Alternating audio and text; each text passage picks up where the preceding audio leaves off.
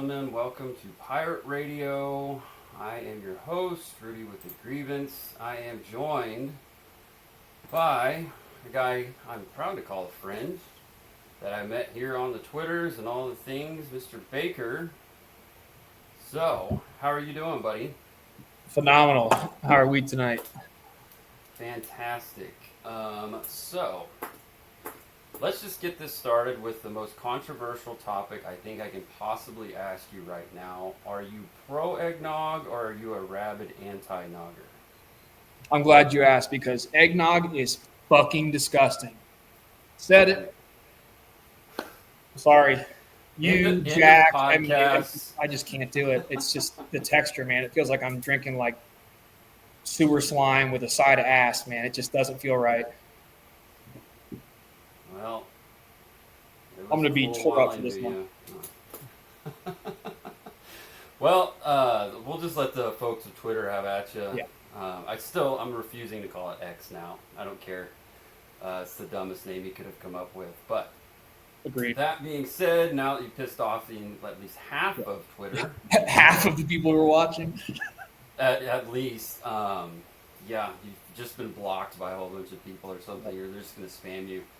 So, we're going to go ahead and talk about James Comey, even though it's very brand new, his indictment, what that really means. I don't really know. I don't have the legal expertise to talk about it, other than apparently he's facing a maximum of 5 years in prison if he's convicted. It was a grand jury investigation that recommended charges. They went ahead and filed the charges. So, it's a little flimsy as far as like what the indictment was from, but the basic gist from what I can tell is if you read the indictment, it says person 3, person 2, person 1. If you read all of the indictments, they came back to the grand jury on another indictment and said no, not to indict on that one, which would have been person 1, 2, and 3. So in this scenario, person 3 is what's listed by ABC, CNN, all of the horrible outlets, but they were reporting on this pretty hardcore because they're a little tore up over it. So person 3 is a guy named Daniel Richmond, who is a friend, lifelong friend of James Comey and a current Columbia law professor. so a shitbag. Part of the establishment, basically, you know, the elite, the upper crust, our benevolent betters who think they're allowed to rule over us in any way they see People fit. that hate you and I and everyone else here. Pretty much, and person 1 in this indictment is Hillary Clinton. So allegedly, this goes as that James Comey testified to Congress to the Senate in 2020. In a committee that he did not direct anyone to leak information to the media. Turned out that was a lie, and person 3, Daniel Richmond, was provided memos that Comey had written, this is all related to the Hillary Clinton email scandal and probe. He then took those personal memos and leaked them to the press about Hillary Clinton, who is person 1 in this indictment. And then he lied about doing that, which, if people aren't familiar, I've talked about it before. I'm not the only one to talk about it. I wasn't the smart one that came up with it. But basically what the FBI has started doing, I'm not sure when they started doing this exactly, but it is common practice for them to have either FBI agent or FBI adjacent, former agent, something like that, a quote-unquote source, will talk to a reporter at a paper you've heard of, New York Times, Washington Post, blah, blah, blah. They'll leak information, which then that reporter then reports, who of course doesn't give up the source because they don't have to, and then based on that, the FBI will now launch an investigation saying, oh my God, we didn't know this was going on, we need to investigate this. So they create their own investigation. Apparently that is somewhat of what Comey was trying to do. When he gave these memos over, he had been canned by the Trump administration and was using these memos to get a special counsel assigned, I believe is what it said. So basically, I look at this, and Baker, I'm interested, obviously, in what your opinion on this is, because it is just our opinion at this point, somewhat informed, I would hope. It's early. But it is very early. What do you think this is tip of the iceberg for James Comey as far as all of the shady shit he was in? Do you think this holds up? Kind of where's your head at, like 30,000 foot view, big picture for Comey? Great.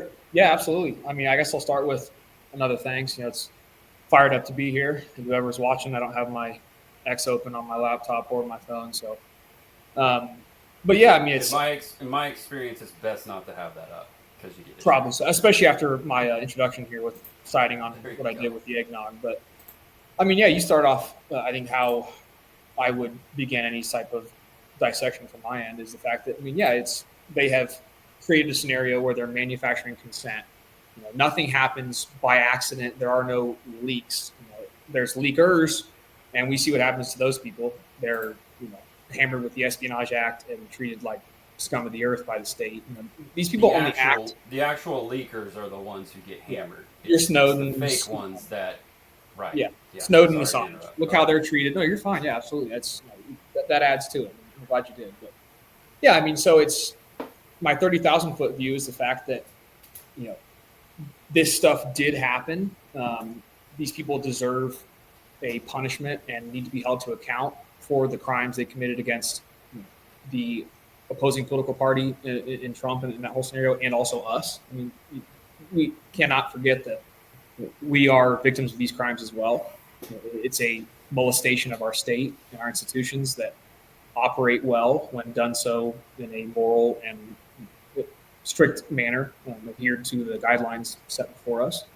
But I think it's the tip of the iceberg for the narrative that's being crafted by the state and the institutions that run this place, and not so much of the tip as in there's a deeper story with Comey and kind of him being a, this is not a Comey thing. This is we're trying to cover our ass, or we're throwing him under the bus and covering our ass. The question is, does Comey get out of this alive, and does anything happen, from the current administration in terms of holding them to account as they should? So there's like you said, it's a lot here. It's early on. We've all known this. I mean, we've all known that there have been, bullshit instances of, direct policies enacted through the FBI at Comey's behest against people like us and our political affiliations and the parties we may adhere to. We've all known this. So it's about time, and also conveniently timed, because there's things we were promised from the FBI and the intelligence communities by the current administration that haven't happened yet. So I don't think we can forget about what still needs to happen, but also hammer on this and demand accountability for these crimes committed by criminals, Comey, Clinton, and the rest of them. So unless there's a specific and clear route to accountability, it's all kind of fluff on top. But it's still early, so we'll see. I pray for the best. One of the things I kind of found interesting, and this is just me in my head, there's nothing really yet to back this up, is that you don't Comey obviously is a central figure when it comes to Russiagate. That can't be, I don't think we can overstate that. I don't think we can just glide past that. But you can't, the way in which the political powers of the United States federal government works, I don't think you can directly just hammer at that and try to get Comey on a Russiagate, because now you're implicating Barack Obama directly, and Hillary Clinton kind of peripherally. I kind of look at this maybe as a baby step, but it could also just be we're kind of playing to the base to try to get some credibility back to the FBI, which is kind of where you were headed with a little bit of that too.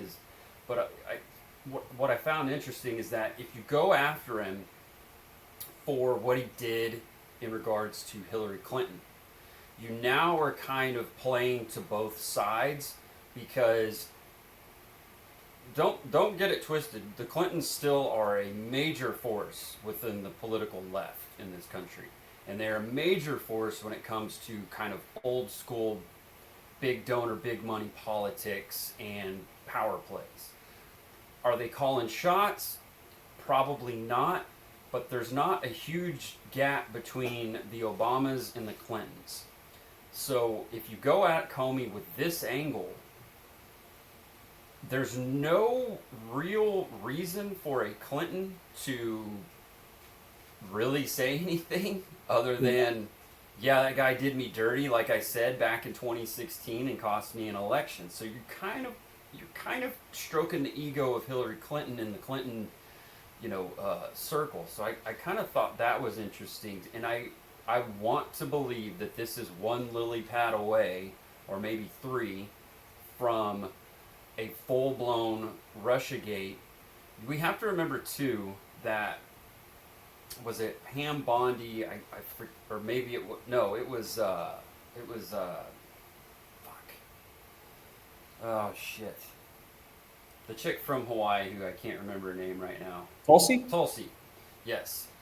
Tulsi Gabbard came out a couple of months ago talking about Russiagate, how it was created basically by Obama and Comey, and it was what we all knew it was. It was a plot to overthrow the sitting president of the U.S.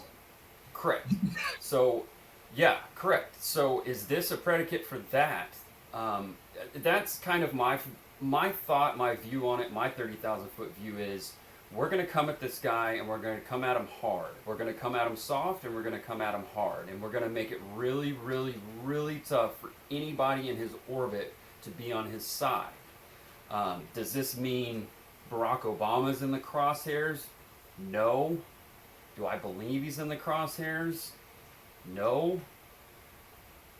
Would I love to see him get really, really scared and really, really flustered about going to prison or being indicted or investigated thoroughly? Absolutely. Because there is this, it's the age-old saying or whatever, and I'm sure everyone's heard it in the last week or month or years of, if you're going to go at the king, don't miss. Well, they missed. And they kept going at the king numerous times, flimsy things, getting these just ridiculous convictions and things that are now being overturned and thrown out constantly, and just making this guy's life a living hell since before he got into office, when he was just candidate Trump.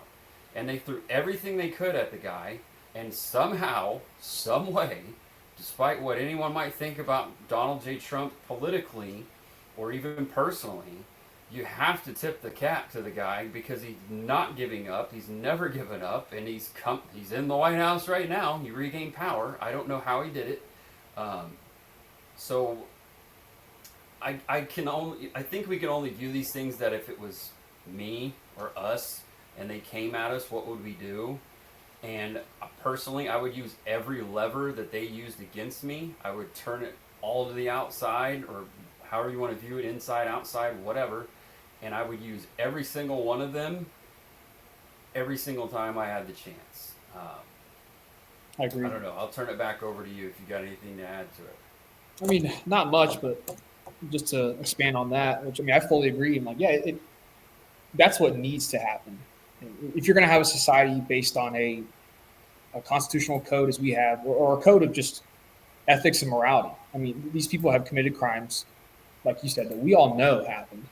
This is a verifiable and well-documented example of crimes. This is a dead to rights, simple as it happened. We know it. Everyone knows it. We can cite it. Example of a violation of what have you. Insert X here. There's about a dozen or so things you could put in there for who was wrong by this, up to and including the current sitting president of the U.S. But I guess I'll just finish with and touch back onto where you said the implications. I think that's maybe why we won't or aren't seeing certain actions be taken, because of who it implicates. And it's in the same turn, the reason why I find it so egregious, or at least just hard to comprehend personally, I may be ignorant to some sort of viewpoint that I'd love to not be on, but like it's just like this is why it's so ridiculous that there is no massive and just undenying drive from this administration to hold them to account um, for that very crime. I mean, there's not a because it happened. We know it happened. So Right. where's the arrest, the campaign, or at least where's the trials? I mean, we're not seeing a thing. I mean, most of, if not almost all, of the people involved in the scam that was RussiaGate. That I mean, there's nothing to deny in that. That whole story is dead to rights, true, clear as day. I won't hear a word about it. That's why it's ridiculous to insinuate that anything else happened, but exactly that. And we haven't seen a single person held to account on it. In fact, they're still running many of the institutions and departments within those that they were then. So, it's something that I have trouble, you know, holding Trump to account on in a reasonable manner. I get a little too angry about it sometimes, but yeah, it's either you're going to go after him or you're not, and implications be damned. I mean, there's two options: they're going to jail or they're not, and we'll see. I would say, Yeah. I'm hopeful. We should pray about it as a community, as a nation. I think that we should always be doing that. But yeah, it's really just what comes next. What will we see? What information comes out? What narratives are produced by them? Who's defending who? Who's being thrown where? I think within a month we'll have every piece of information we need, because it's either going to be killed, and this is the start of a narrative to wash it away, or it's going to be a kill shot. So we'll see. I think one of the things we always have to remember with Donald Trump too is that he is a boomer, and boomers, of course, really value the institutions. They grew up with them, they believed in them like 100%, and they trusted them. So I don't think that Donald Trump wants to see the FBI burned to the ground necessarily, or any other institution. I mean, the guy still watches Fox News, for God's sake. Is there anything more boomer than that? He calls in, he loves to be on there, he still reads the papers and all of that. I mean, he's a boomer at heart. So him wanting to see the New York Times destroyed, it's not in him. It's just not in him. He loves the Times. Now, he gives them a hard time, but he loves that his name's in it all the time. I'm sure he'd like it to be, under better circumstances, but you have to remember that Donald Trump is a boomer. And those guys don't ever change for whatever reason. I mean, it is what it is. He's Trump. End of the day, He's Trump. Trump is Trump. But yeah, I think for now that's probably should almost just kind of leave it there and just kind of see where it goes. I mean, we can always speculate end on end, but I think our second topic here, which really is our main topic, I think we're both more interested in. I should probably lay the groundwork with everybody listening that both Baker and I, to lesser or bigger degrees, are very big Scott Horton fans. I don't know how long you've been reading, listening to Scott Horton. My depth of knowledge with Scott Horton is decent. I own his book, but I haven't read it yet. Kind of shameful to say, but I listen to him as much as I can. I don't get on antiwar.com as much as I should, things of that nature. I try to keep kind of a varied influences going on. I don't want to go whole hog on everything he says and everything he believes. I do like to have kind of the counterbalance going on. So as we're going into this topic about the recent reporting of an imminent Al Qaeda attack within the United States, just give that as kind of I'm giving that to everyone and kind of as a basis. For those who aren't aware of Scott Horton, he basically wrote the book on the terror wars, where they came from, how they started, the groups involved, all of that. And the things he didn't know or didn't write about in that book or go deep on, mainly Syria, he has had multiple guests on his show talking about Syria. I think the Libertarian Institute just published another book on Syria. I cannot remember the guy's name off the top of my head who wrote the book, but it is unbelievable just listening to the guy being interviewed. So, our next topic is the imminent Al-Qaeda attack or threat within the United States. I think a lot of us are not necessarily surprised that this is a threat, that this is a possibility. I think a lot of people are. I think a lot of people are just horrifically misinformed on what Al Qaeda is, what Al Qaeda isn't, and what their mission still is. Because one of the things that's really odd is we basically funded Al Qaeda at various times, and still to this day are funding various Al Qaeda groups around the world. Jelani, there in Syria, whatever he changed his name to now, is Al Qaeda. As far as I'm concerned, it's like it's a gang.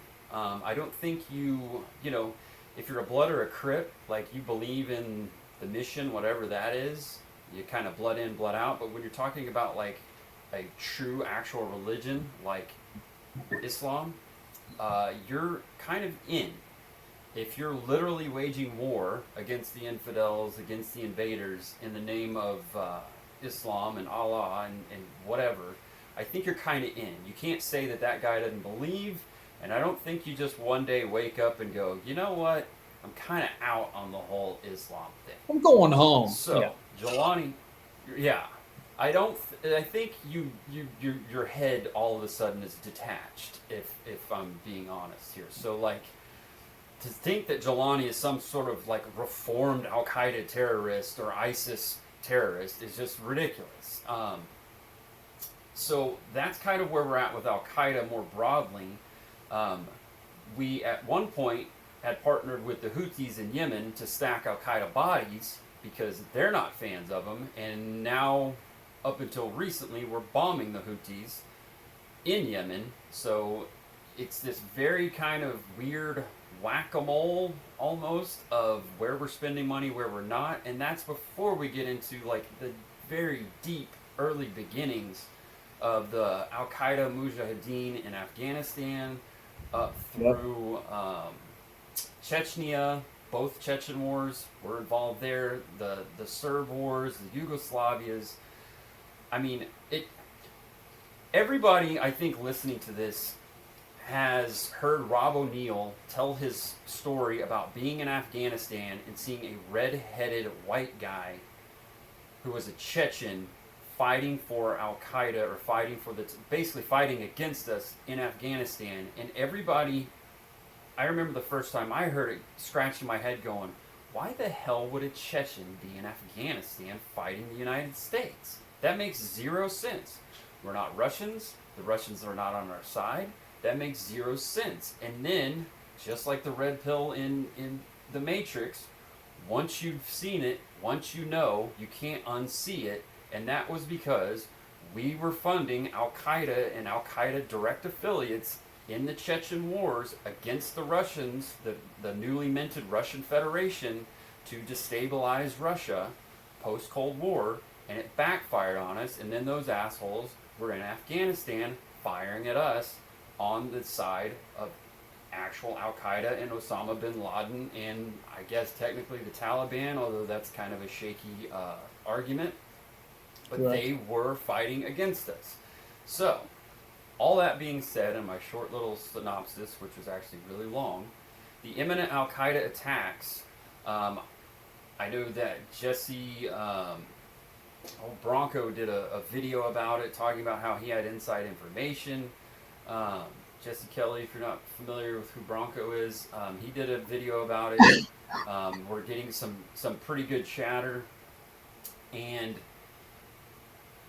I'll be the one. I don't care. Jesse Kelly was very adamant about not wanting to scare folks. I'll scare you to death in that what Al Qaeda's going to do, what they're planning. If we're gonna believe the Sarah Adamses of the world, who are super bad. If you guys aren't familiar, who's been on Sean Ryan twice, maybe 3 times, talking about tracking Al Qaeda and terrorists around the world, that the Sunni Shiite kind of buffers are now down when it comes to Al Qaeda against the West and America broadly. That you have Sunni Shiite working together to do terrorist attacks. If that's true, if that's accurate, what she says is accurate, this is like our worst nightmare, because now everything's on the table.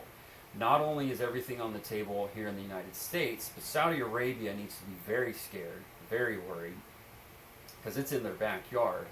But something happening in the United States is going to be 9/11 as we know it is off the table with planes. We're talking about explosives, we're talking about bombs, we're talking about mass shootings, and then we're also talking about not just primary attacks but secondary attacks.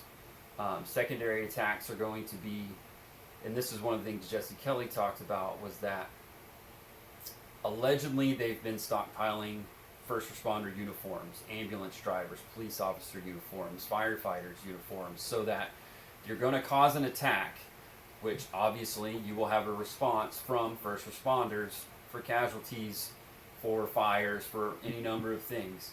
And then those people who show up are going to also detonate a bomb in like an ambulance or a fire truck or what have you, or the cop who shows up pulls out an AR and just starts mowing people down, things of that nature. I'm going to go pee. Your thoughts? Go for on one more this minute. Go ahead. I got to pee real quick. I'll be right back. Go ahead. I'll keep waxing. Thank you, brother. I'll be right back. Gotcha. So what we're going to be looking at is more of a conventional attack, if that's a thing. Obviously, if they could get their hands on a nuclear weapon, that would be ideal. That's not on the table here, guys. Hopefully, the odds of that are very, very minimal. One of the things to be very concerned about is the drone technology and the drones that are out there. Drones are pretty much readily available. You can buy them on Amazon. You can get them anywhere. They're very good. They're very accurate. They're very long range. If we're talking about an Al Qaeda now working within a broader Muslim network where we're not seeing the Sunni Shiite lines and we're working together, well, now we're pulling our funds together, if you will. And if Iran is the big bad animal that everyone wants to tell me that it is, the odds of them being involved are pretty high. So if Iran's involved in funding this, which could be a thing, I don't necessarily believe that, because I don't believe that the Iranians are a suicidal regime, and I don't think they're going to want to be like attached to this. But funding apparently was never a problem for Al Qaeda back in the day. But if you're able to smuggle in, these guys are bomb makers. They've learned how to make bombs. That's and the they're other good thing at we it. know about. Right. All of the counterinsurgency that was happening, or the insurgency that was happening in Iraq, was not from Iran. It was from Iraqis. It was from Shiites within Iraq that were then blowing up our soldiers over there. They were making everything in-house, and they were really, really good at it. So those are things that are not, once you know how to do it, you know how to do it. We were talking before the show about the Oklahoma City bombing. We were in the first World Trade Center bombing. Those are basically fertilizer bombs. That stuff still exists. The fertilizer still exists. Yes, it's harder to get, but it can be gotten. It can be smuggled through the border. It's undetectable. You can acquire these things over time. Diesel fuel's readily available. These guys kind of know what they're doing. They don't have to get mortars smuggled in here. And if you can build a big enough bomb off just random things that are out there, and once you know how to do it, you know how to do it. So now that I've sufficiently scared the shit out of anyone listening to this, I'll scare them some Baker, more. what are your thoughts? Yeah, what are your thoughts on this? I mean, yeah, you pretty much nailed everything I think needs to be said. And I'll start with, it's a very complex story that involves a lot of people, timelines, countries. I highly implore, like Rudy said, that you must read Scott Horton's Enough Already. I was if you're any fan of anything to do with politics, if you're watching this, you need to read that shit. The audiobook's free on Spotify. He's written the books on the terror wars and now Russia and Ukraine, and it's all cited super autistic, libertarian. Just there's no assumptions or facetious. It's not this is a man that murdered Bill Kristol so bad on a debate stage that he left early to catch a flight. But yeah, we're in danger, and the reason I have such a passion for politics, and specifically within the camp that I align with, I'm an anti-war libertarian, not socially. Don't even get me started. Like, do not associate with me with these heretical leftists or any sort of that bullshit. I'm a staunch American that believes in everything that we all love. But I think that coincides with being informed on foreign policy and the wars. And, the war state murdered our republic, raped it, and then gave us the bill. So if you know all the things that I do as a dumbass and Rudy does as an incredibly well-versed man, and it's not hard to see. I'm also a dumbass. Yeah, it's not hard to see how much danger we're in, and it's bad. And I don't say that lightly, because I believe that you should speak exactly how things are, to the level of seriousness and certainty that they hold. And it's bad. We're in a lot of fucking danger. It's like you said, these men are well-versed and skilled in operating in the shadows, under occupations, yet alone a America that's not at war, the size it is, not under occupation, with a relatively lax border. Yeah, I want to jump in real quick and just add two things. I sorry to interrupt you, but no. Blaming Joe Biden because of the border, yes, that's part of it, but that's not the story here. Don't get buried in. You're going to hear a lot about that. I was just saying. No, not you. I'm talking to the people listening. Everyone's going to hear a lot about the border. Yes, that played a big part of it. But don't get caught up in the politicalization of the topic when it comes to the border and whatnot. The other part that I just want to add real quickly is that these are not like clerics or whatever. These are like the Chechens I talked about earlier. These are war fighters that survived the terror wars, that thrived in Syria, that thrived in Iraq. They fought the wars. These are hardened war fighters that we're talking about, that whether they're here, they definitely train these guys. And that's all I want to add. Battle-hardened, head-chopping jihadists that your government has supported at one point or another. I'm glad you trained. Yeah, both those points were incredible. I'm glad you interjected with that. Truly, it's they're bad, they're here, and the motivations are tenfold what they were for 9/11. Which I'm not a truther by any means. The story's bullshit from what they told you, but it was blowback, and blowback's a term coined by the CIA themselves. Hell, this quote is seared into my brain. It's from the head of the Osama bin Laden unit, or the AQ unit at that point in the 90s. This is the head of, I think it's what became Alex Station, or at least some of the people that were a part of the original bin Laden unit after he became an enemy after being an asset. But they said, and I quote almost verbatim in the 90s, that terrorism is an acceptable price to pay for being an empire. And the greatest example of terrorism that we've all witnessed in our lives, and I didn't personally. I was a little over a year old at that time, but I understand the importance of it. 9/11 was 3,000 Americans were murdered. And the same people that capitalized on that in order to line their pockets and further their interests are the same groups, or the next generation of them, now lying to you about people like Jelani, who was, this is a literal head-chopping, Al-Qaeda aligned, this is everything you could ever imagine about, we got to fight the terror. This is the terror. And now they've installed him, as a head of state after 12 years of proxy war, that got people like my brother's friends and coworkers murdered, in Benghazi and left behind to die. Those same people that that let or weaponized every bad thing that's happened in the 20 some years since 9/11 have now legitimized someone because now they align, and we're in the most danger we've been in since 9/11 for one of these attacks. I mean, I cannot overstate the fact that the final motivation for the last two or three, I think it was the last two of the three hijackers to partake in the 9/11 crew, the 20-ish or north of 20, I can't remember the exact number. You know what I'm talking about. The last two of the three, or two of the two, were engineering students in Hamburg, Germany. They were Arabian, and their radicalization moment when they signed up and took their pledge to Al-Qaeda to become jihadists, which we hate jihadism. Don't ever think I'm trying to justify that bullshit. Was 200-ish people being killed in southern Lebanon by Israel during Operation Grapes of Wrath.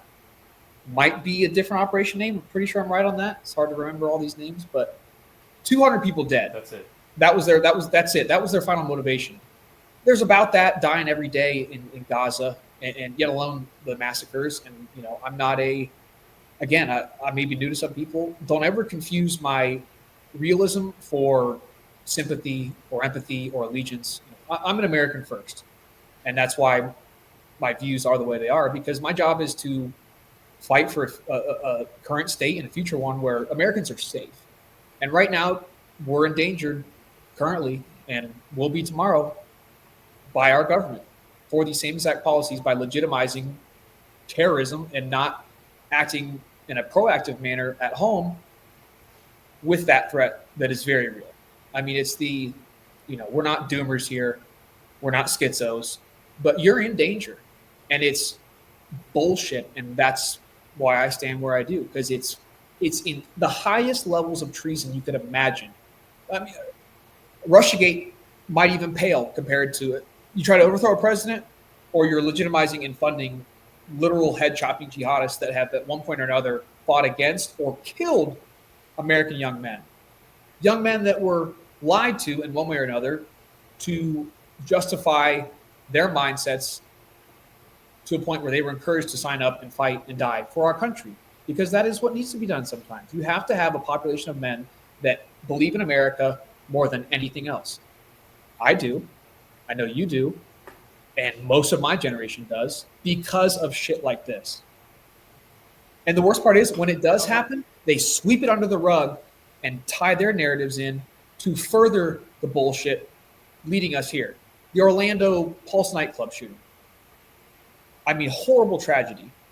I'm no fan of anything to do with most, if not completely every last bit of the sexual, political bullshit. I mean, I don't like wieners in my butt, and I don't want, grown men cutting their fucking wiener off and walking in women's bathrooms. Sure. I think one of my three gay friends, the one's more conservative than me. I mean, he's Italian, 6 foot, and but he's still gay. Love him, but so that's not my point here. I'm not ever pushing from that point of view. But when 40 some Americans are murdered in a nightclub, in Orlando, and they say, "Oh, it's a hate crime due to their sexuality," and just it's all that. When in reality, the guy's on the phone telling the 911 operator that this is for the Muslims killed in the wars, and that was his point. He did that as a response to U.S. policy in the Mideast. Does that mean he was right? Absolutely not. I mean, he should have been drug out and strung up, tried in 3 days, and hung in public, like most criminals should do. Which is what, back to our first point, most of the people in our state deserve. You have to hold these people to account on something. I mean, my goodness, it's egregious the crimes they're committing against people like Rudy or whoever's watching. Think about your kid. They're okay with letting your child be shot if they can weaponize the narrative and say, oh, it's actually the culture war that you've been fighting with your neighbor for the last 10 years, and not our policy overseas that we rob you, with inflation and then taxes. I mean, you're double taxed on it, and you're in danger. So yeah, I mean, I'd be thrilled to talk or to have a whole episode dedicated to L1 war and how it endangers us, yet alone the whole scenario. But yeah, we've been endangered by our state, and I think that's wrong. While we're also being, stepped on by lack of accountability, that was promised. If you're an America First position and you believe in this nation, and I know damn sure this side of the web does. I mean, this community helps me, step out of the brainwash system that even a lot of great, young right-wing men have fallen victim to. They're not as many as they used to be, but like, I know how this community feels, our mutuals, strangers, whoever. Like this, we believe in America. There's nothing more anti-American than the current policy they hold, culminating in the head of state of Syria after 12 years, a little more, I think, give or take, whenever Operation Timber Sycamore started, when we started running weapons to the moderate rebels, ends up with, the same guy that was shooting at American young men in Iraq is now at the UN speaking in America, by our president. They're collaborating with people that have murdered Americans. But it's okay. I mean, we're fighting terror, and we're going after Hamas or whatever the fuck they say. It's bullshit. It drives me up the fucking wall how treasonous it is. And people just don't know because they don't tell you, because it doesn't benefit them. They're not here to tell the truth. They're here to propagate a narrative to fulfill policy. I mean, look at that. Yeah, I just shared this photo. That man he's on video beheading people. He was proud of it. Used to be in our top 5 most wanted globally. This is the number 2 man. Was it a $10 million bounty on him? It was at least 10. I think 10 was the final number. It was millions of dollars to get that man's head. And now you have Marco Rubio standing here with Jelani. And again, the same Rubio that has 50 million on the head of Maduro for policy disagreements. Is Maduro good? No. That's a whole other topic we won't even get into in this episode, but like that's the level of bullshit and just ludicrous assertions and policy that they try and tell you. For anyone who's listening on Spotify, I can't see. I just shared a picture of, this is at the UN, I think this past week, of Marco Rubio shaking the hand with Jelani, the guy who was not only Al-Qaeda, but ISIS, the commander, who then at some point got enough funding to take over Syria and now is installed as the president of Syria, and he's shaking his hand as if he's some goddamn hero or some goddamn statesman. So that's kind of the our current situation. And can I hammer one more on that? Yeah, go ahead. I just want to make it very clear. And it's so the man you just saw shaking hands with, Marco Rubio, is on video beheading innocent individuals in the height of the ISIS campaign.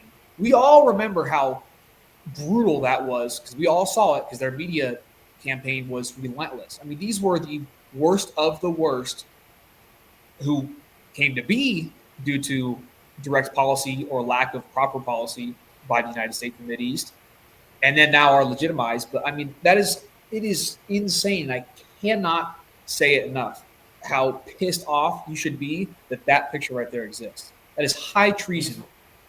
It's just, 100%. I mean, that's bonkers. This is a head-chopping jihadist being legitimized by our empire for the name of policy at your expense. Your kid now and the kids they're going to have are in debt and are further indebted day by day by these people who have legitimized a head-chopping terrorist because they didn't like Assad. Yeah. And I didn't like Assad either, but fuck, this is better. I mean, Syria is a failed state. That's exactly what they wanted. What do I care about Assad? I don't live in Syria. Assad has zero meaning on my life, your life, anyone in America's life. Assad was doing what he was doing. He was doing it there. I don't care. Was he a great guy? Probably not. I don't care. I don't live there. I don't have family who live there. I'm not going there. I'm certainly not fucking going there now. But 2 things I want to hit on that you talked about that I just wrote down. One of them was, criticizing. Sorry. Huh? Dictators are better than failed states. For anyone listening, like that's sorry, I hate to interrupt, but like that. Dictators are better than failed states. There's open air slave markets in Libya. Syria's a mess. Christians are in danger. Like, if you're a Christian, you should be livid with this. It's a great point that no one ever wants to acknowledge because we're taught. well, we're taught from little kids that dictators are bad because dictators in America are bad. Dictators more broadly are not necessarily the worst possible out. The problem is as the great Michael Malice is here recently pointed out, which he retweeted a tweet of mine this week, and it felt fucking great. I'm not gonna lie. So he's pointed out that people don't see things through a true-false filter; they just see an us-them filter. So which you can extrapolate that out to people don't see what's the best outcome of two solutions. They just see what the ideal outcome is. People can't understand, and I first ran across this in a space that I was in years ago. It's And affirmation, was not like, information. Sorry. I figured you might like that. right. They want affirmation, not information. And it's the topic that I was in that space was about like lineage and heritage. Well, part of my lineage, unfortunately, is in Germany circa 1936, roughly. So I have a picture of my grandmother who was born in Germany in like 1932. But the Second World War started on like her fifth or sixth birthday. It's when Germany invaded Poland. Okay? She only knew the Nazis as a child. Through the war, survived the war obviously, but she only knew Nazi regime. The only picture I have of her with her parents, my great-grandfather, is he's in a German uniform. Now, was he a dyed-in-the-wool Nazi? No. Did he wear the uniform? Yeah, he did. But what people in that space could not understand was when provided with two choices, both of which suck, that you have to choose one. People couldn't understand that all they see is the bad guy uniform and go, that's a bad guy. Well, okay, you have two choices here. You can join the Weimar army. or life.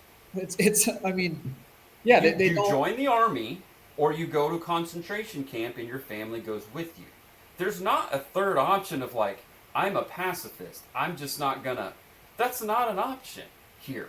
So, under those circumstances, the only noble option for my great-grandfather was to don the uniform. Okay? He dies on the Russian front. Allegedly dove on a grenade.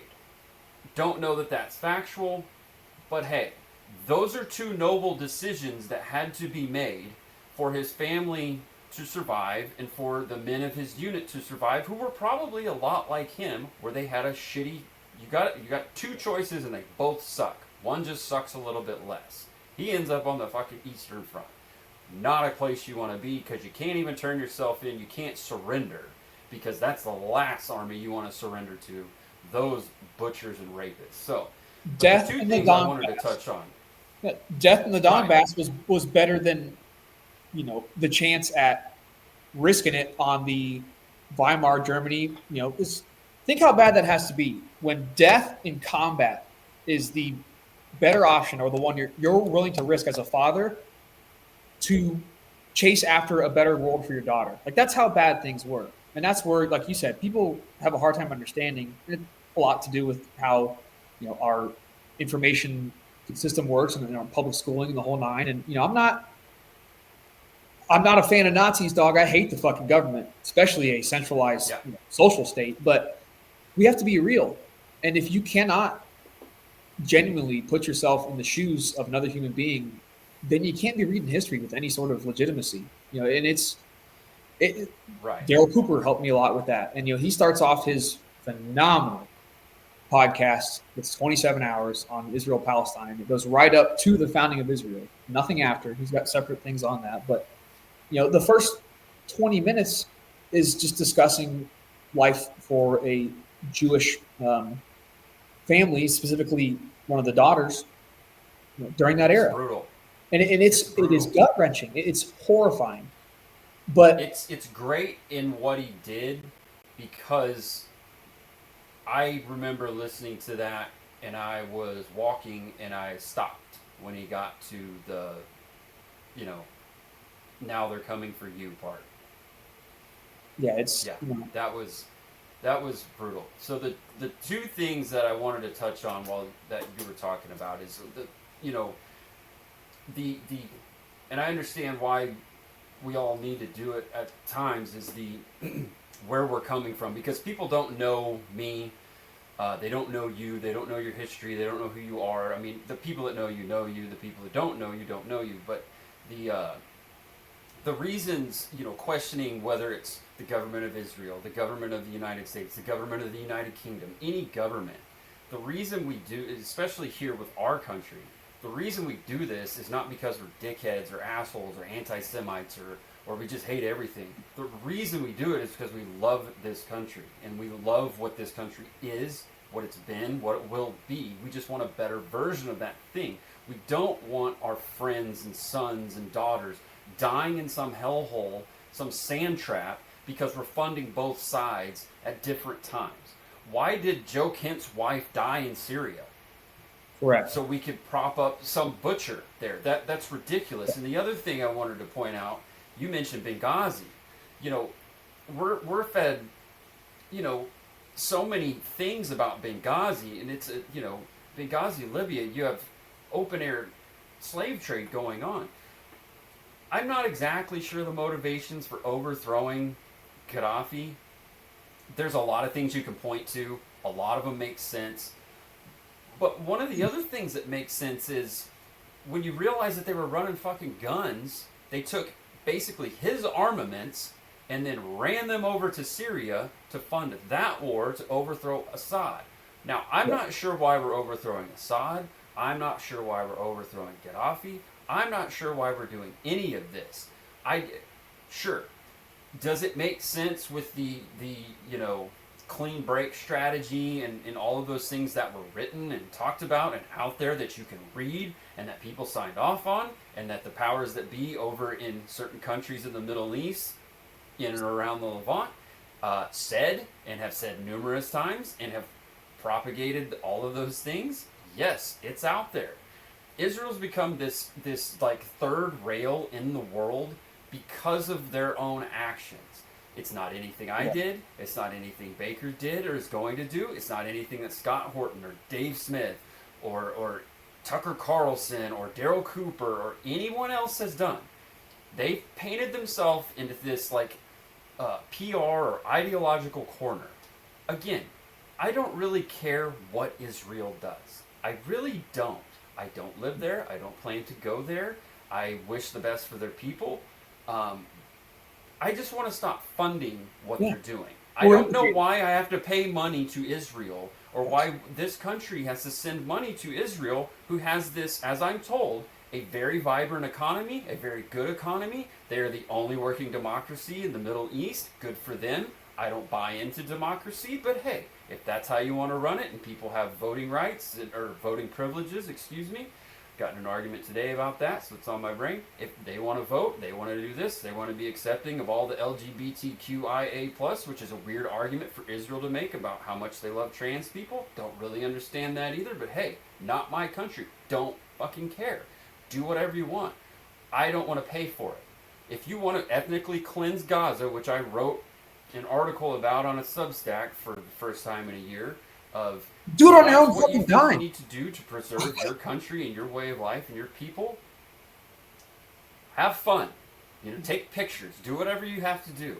I don't want to be a part of it. I don't want my country to be a part of it. If I don't like this dual. The problem is my kids that don't exist yet are going into debt to fund that.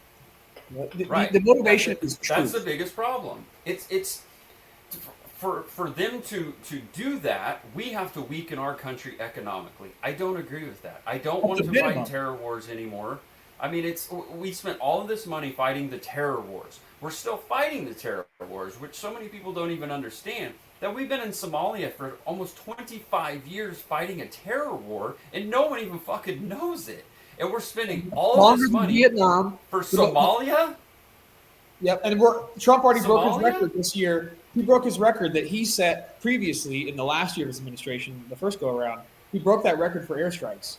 And again, don't give a rat's about jihadists or any part of that world in most ways. I mean, I care about people as a baseline.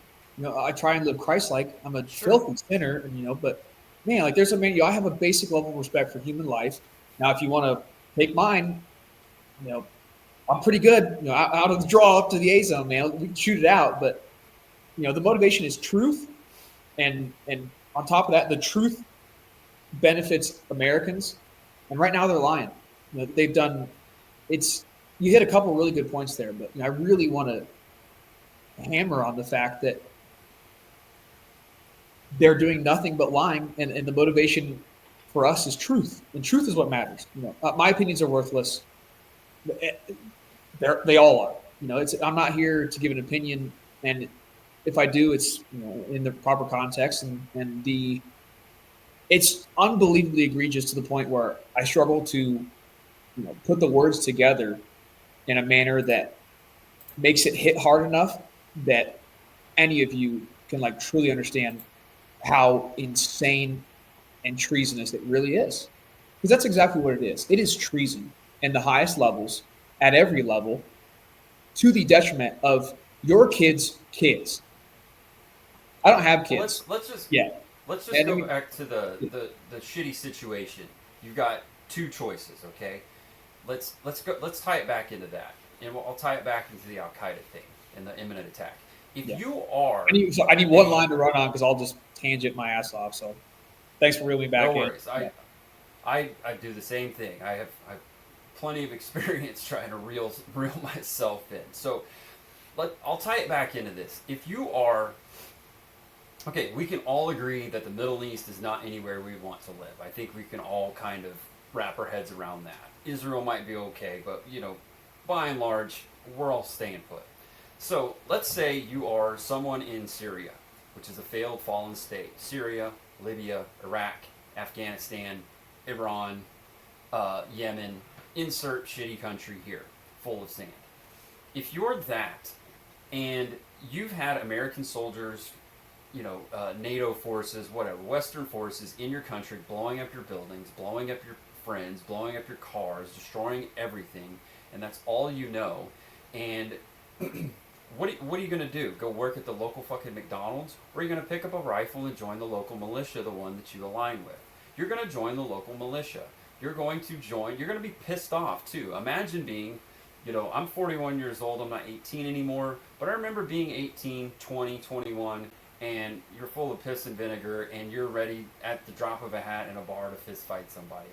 That's just kind of the thing. It doesn't make sense, ladies. I know there's probably 2 women listening to this, and I know it doesn't make sense, but that's just kind of how it is.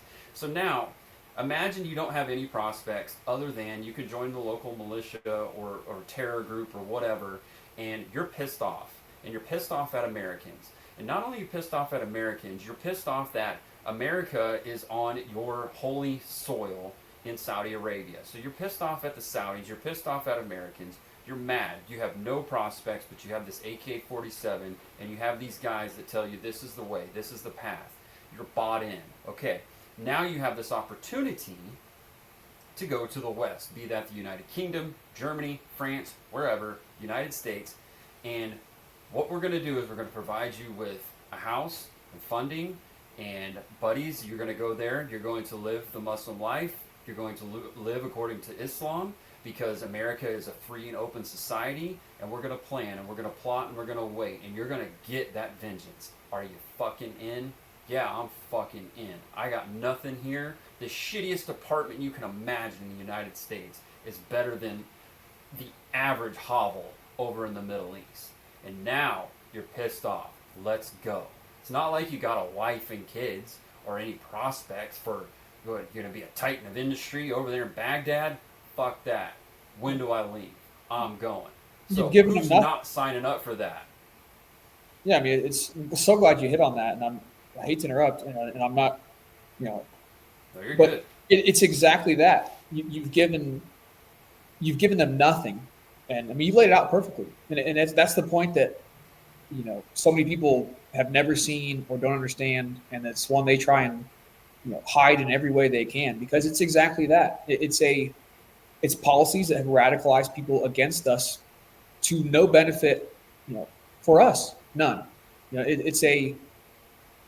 have to stop policies that create that exact scenario you just laid out, because what happens is Americans die. Americans die. Our economy suffers. Our country suffers. Our citizens. It's almost it's.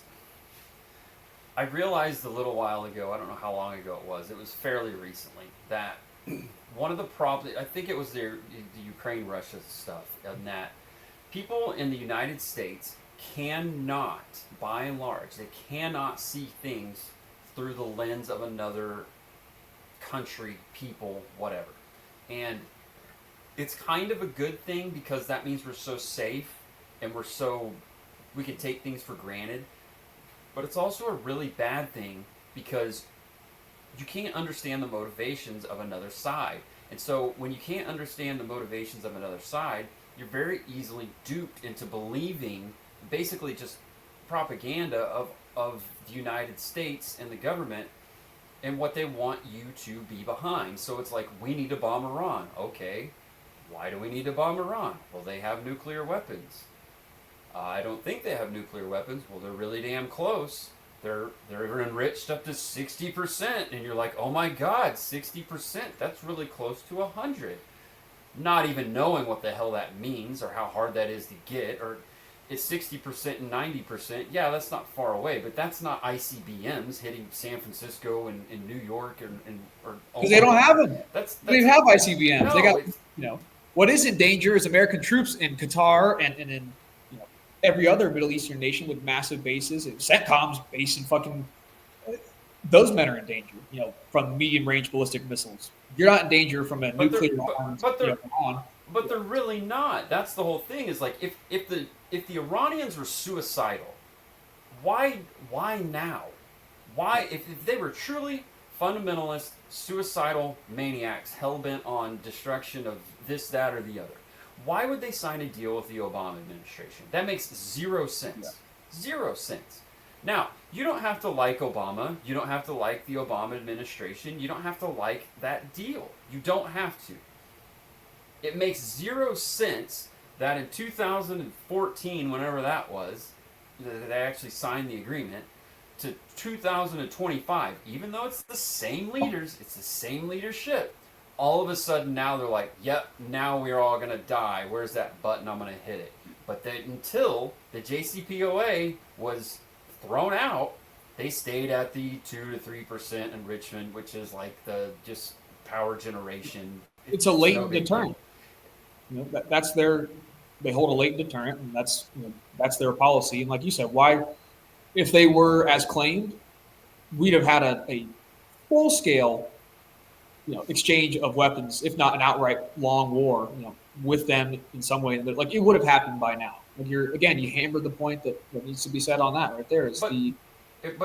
And this goes into the Americans can't see the other side of this, because if you say it's not hard to get people weaponized and go to war when you say nuclear weapons. Okay, I can understand where the average person who just goes to work and kids and all that, they don't have any sort of time, probably don't have any interest in listening and reading the stuff that we do.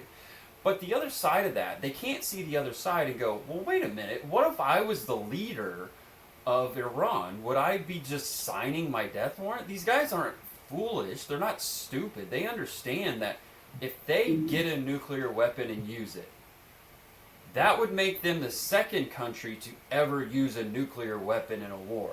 And the other one is the one they used it on. That makes 0 sense.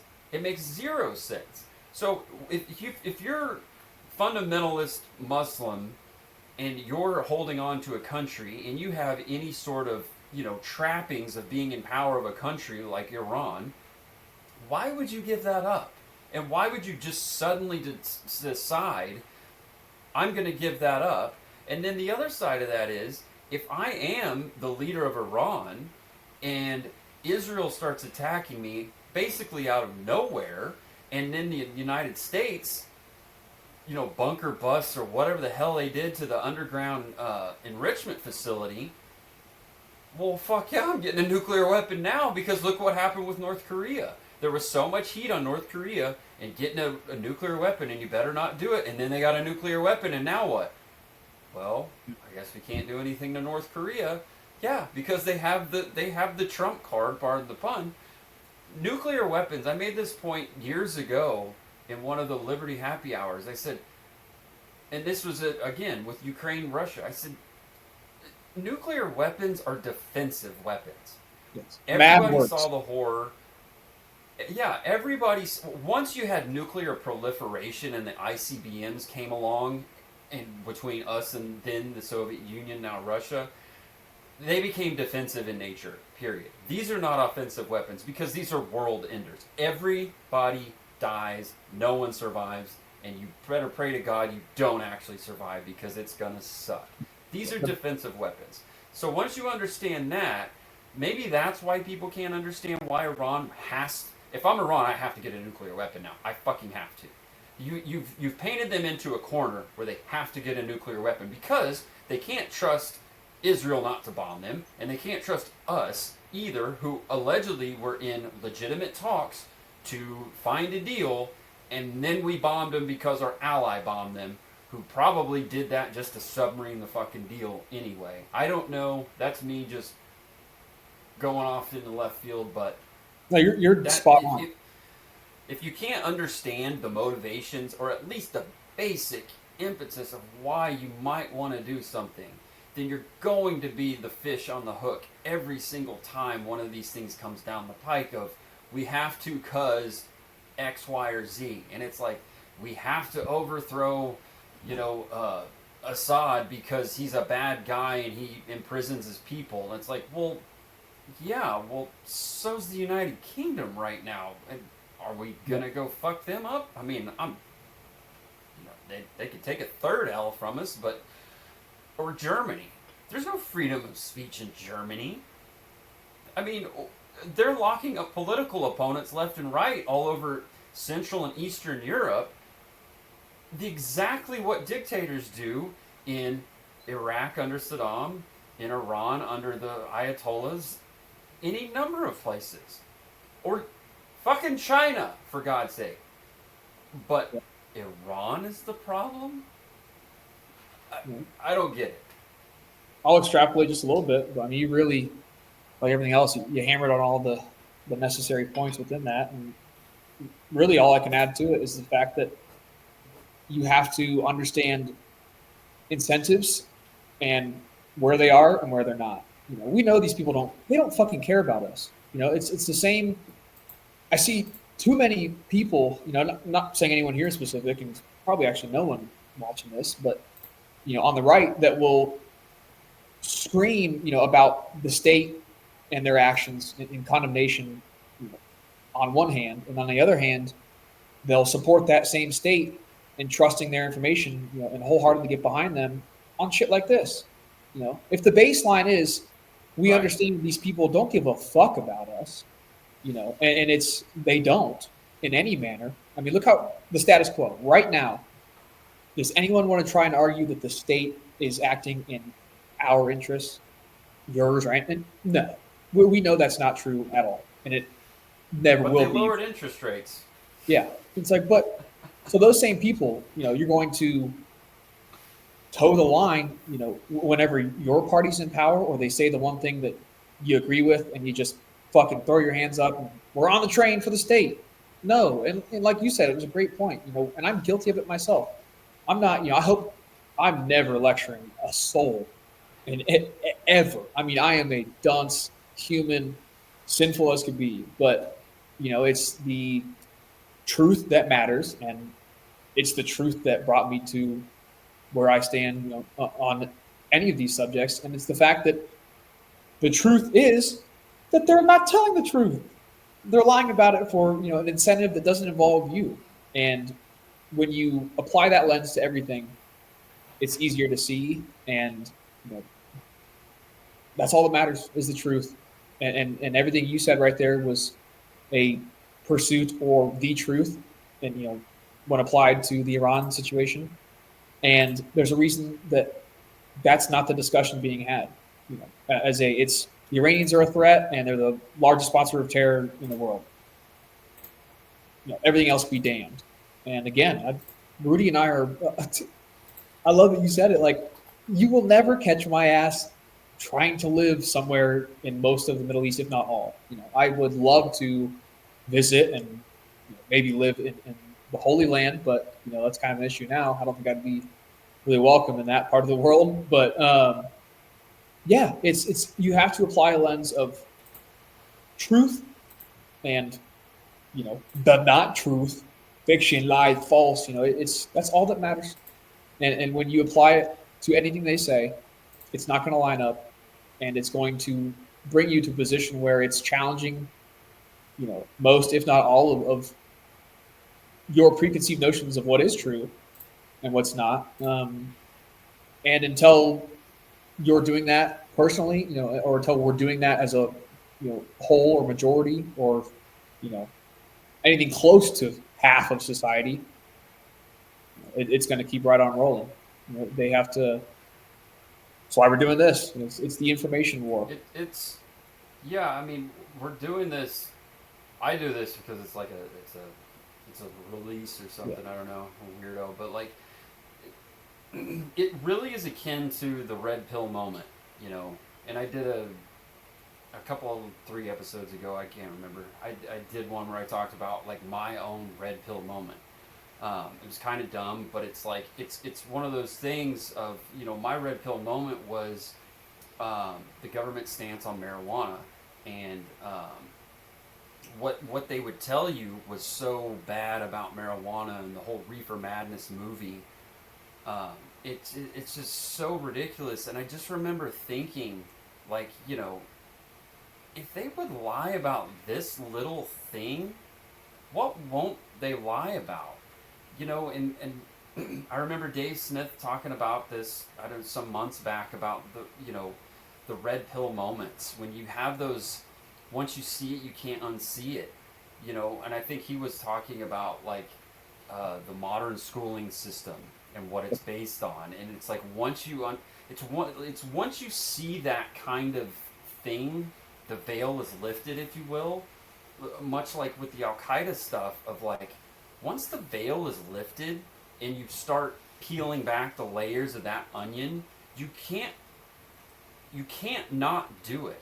And I know Tucker Carlson right now he's done a 9/11 doc, and the first episode's out, and it was kind of, I listened to it today and it was like, I don't know. But he's one of those guys that I admire because he's basically telling you he was wrong for 20 years on pretty much every major thing, which is completely antithetical to everyone else who did what he did or was in those circles of ever admitting they're wrong. Has John Brennan ever admitted he was wrong about anything? Did Louis Freeh ever admit he was wrong about anything? Did Robert Mueller ever admit he was wrong about anything? He's fucking incoherent at this point, but like, it just plug in any sort of political person, any sort of official of any head of state, head of institution. They are never wrong. They never go back and say, well, boy, we got that one wrong. Boy, we shouldn't have invaded Iraq. Maybe we should have just taken bin Laden out in the first month in Tora Bora instead of letting him walk out the fucking back door. Maybe we should have just fucked up Pakistan from the get-go. Maybe. There's all of these maybes that they could say where you don't have to say, I'm 100% wrong, even though we know you're wrong. So with the Al-Qaeda stuff, when you start peeling back the layers of the onion, you inevitably get to 9/11 and you go, how the fuck did this happen? Why was this allowed to happen? What do you mean you guys didn't know, or no one listened, or this group of women knew but no one wanted to listen to the women of the CIA? And it's like, that doesn't make any sort of sense. Why would they be there? Why would you hire them? Why would they be in a position where they would be onto anything? That never made sense from day fucking one when you tried to peddle that. And then you get 10 years into it and you find out that, fuck, Al-Qaeda was art. What do you mean we were propping up this tall, lanky bastard in the fight against the Soviet Union? A war in which we kind of provoked quite a bit to happen. Which, okay, fair enough. I understand kind of the chessboard of foreign policy, especially throughout the Cold War. If we could give the Soviets their Vietnam, fair enough. Like, it's a dirty game, but, dirty business. And then we'll do it. It's just I mean, right. I mean, it's just so crazy that you teach these guys how to do this thing to bait this bigger power into fighting you in a war they can't win, and where did we go? Like, the absolute hubris of it. But then, once you understand that it was just a predicate to launch all of these other things in the Middle East, then you're like, God damn, I was hook, line, and sinker for the whole. And, you know, I think you said earlier you were like a year old when 9/11 happened. Is that right? yeah. I was 17 when it happened. So it was literally, you couldn't make heads or tails of what was real, what was fake, what was made up, when it changed, how it changed. I mean, it was just that. I know it's a meme, but it's the most one of the most accurate memes you'll ever see of the, you know, the little girl standing on the grass and the twin towers are behind her, and it says the world in which you grew up in no longer exists. It is 100% accurate. I really enjoy when I meet people who were born, you know, 2000 or beyond, because again, this is another one of those people can't understand. They can't wrap their head around someone else's point of view. And I tried to make this point to a lot of people in our corner a few years ago of that, look, we all love America. We all love this country. We know what it was, what it can be, where it came from. We're all about it. There are people that are your age that don't understand the country. They only know the country at war. And they've been endless wars that we haven't won, that are bankrupting us, that have put these people behind the curve when it comes to being able to afford a home or anything else. It's just the basics of life are, and they're scraping, struggling by, and they're possibly in student debt, or their friends are, and we're just going, America's great, just shut up and quit being a communist. And it's like, well, wait a minute. That's not going to work. That's what the boomers did. That didn't work. That got us to LGBTQ bullshit. That's not going to work. We have to take a step back, swallow our own pride and ego, and go, wait a minute. Maybe we're fucking this up. Maybe we're not being the stewards we should about this country. And I got so many people like, no, these people are just pieces of shit. They're non-genuine and they need to understand. And it's like, I think you need to understand. If you've grown up, if your first 20 years of life were us in two sand traps the world over fighting for, we're still not sure what we're fighting for. There was never a clear objective. Democracy did not spread through the region as we were told it was, and we didn't find those weapons of mass destruction. That's weird, even though we helped sell them to them. It was all lies. Every bit of it was a lie. So if that's the red pill moment for your generation going, well, damn, if they're going to lie about all of this, won't they just lie about everything?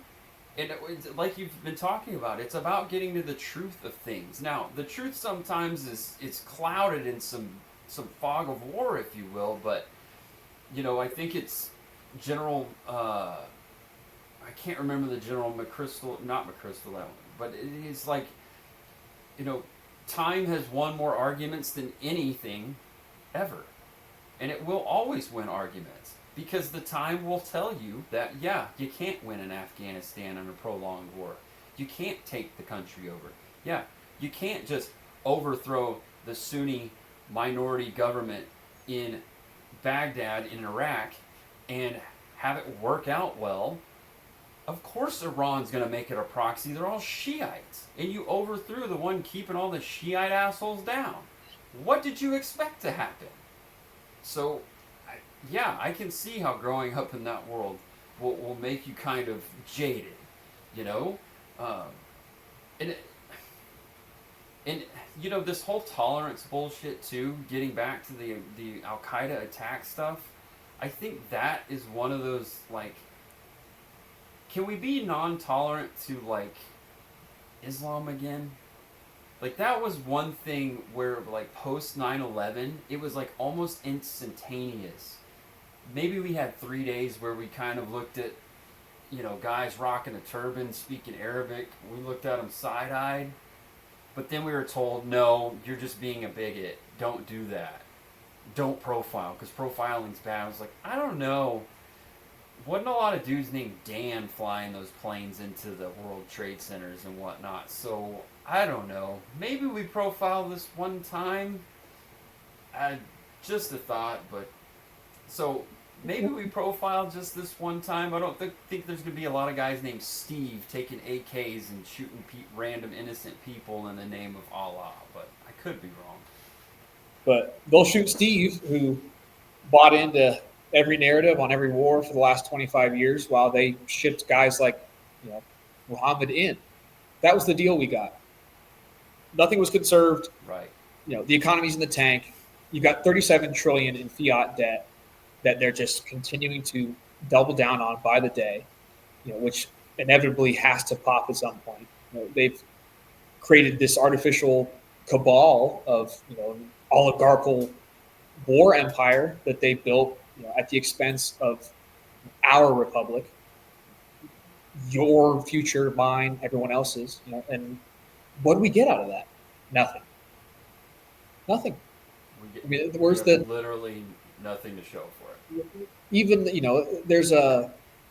you could make a case if it was half of this. If we got a couple big wins or one here, one there on some of these issues, but we didn't get a thing. Not a thing. We have a less secure nation that's more in debt, more hated around the world, less prosperous for the current youngest generation and those to follow, and it's led to, thankfully, a wake up, and I wouldn't even say radicalization, but just the sentiment that you just described, is held by my generation, especially the young men.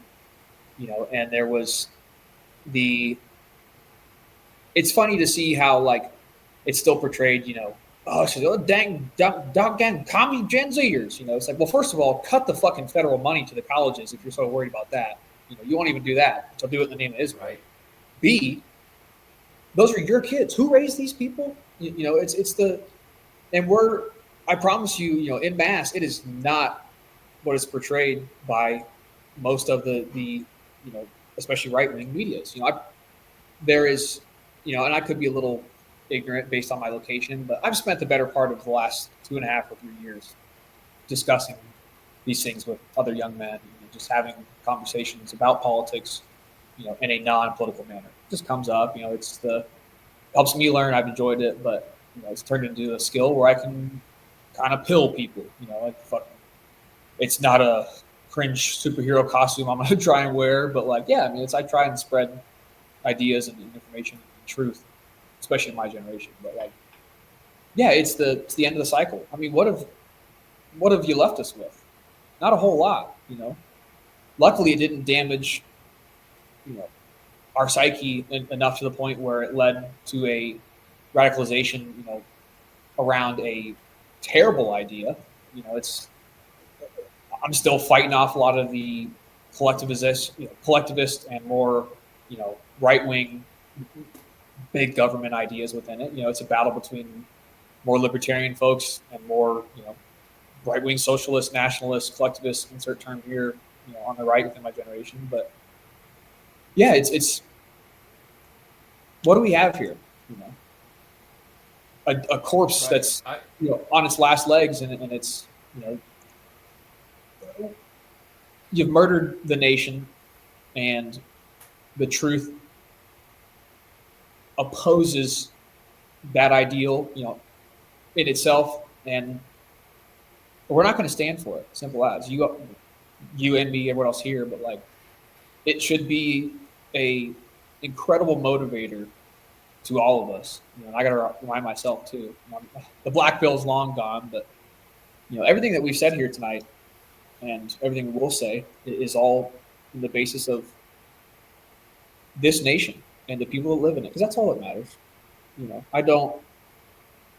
It should fire you the hell up. I'm livid with the situation that we found ourselves in, but we have to oppose it wholeheartedly. And yeah, I kind of wonder one of the things I was wondering, let's say Al Qaeda does hit us with something, whatever that is. I'm curious what happens after that. I know what happened after 9/11, and this country was madder than hell, and someone was going to pay, and I'm pretty sure every single American was like, yep, someone's going to pay for this. And I don't think that's a horrible reaction. I just wonder, will there be more scrutiny this time? But, Al Qaeda doesn't have a country.